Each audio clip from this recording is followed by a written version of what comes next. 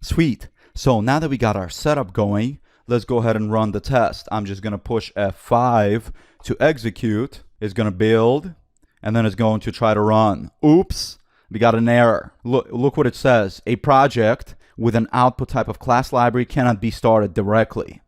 Basically what this is saying is that we have a class library in our Visual Studio, and we don't have a main method into which the application can enter and start execution. And so we're going to fix that.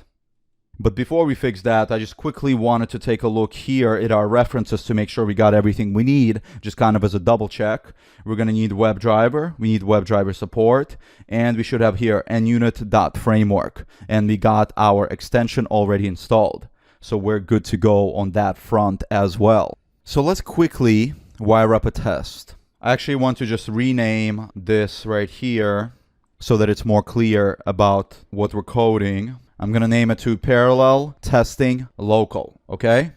And let me rename this class. Come over here, F2. I'm going to name this local test 1. Yes, I want to rename my class. Awesome. Let's quickly write a test.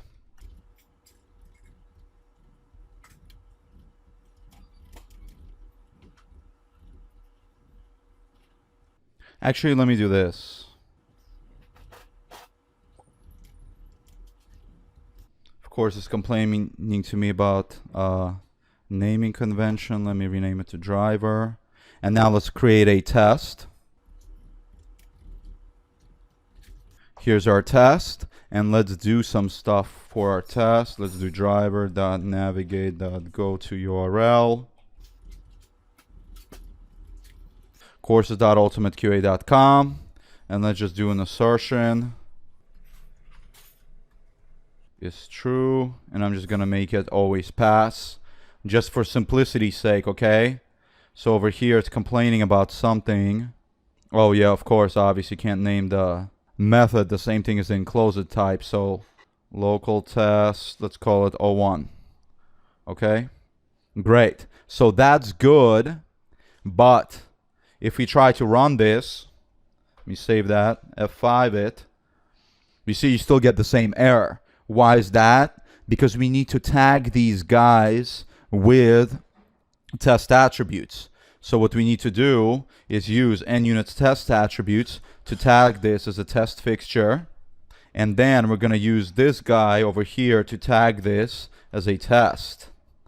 So now, because of this, our framework is going to know to run these guys using nunit. So I just like to clean up a little using resharper, remove unused directives. And now, if we go to our test explorer down here, actually first you have to build, F6 here, for me to build. So now if you go to the test explorer, see that? A test appeared, and it is a not run test. So what you can do is you can select it, you can click run, select the tests, and if everything is successful, it's going to open up our browser and run a test, which it did not do. Let's go ahead and quickly debug.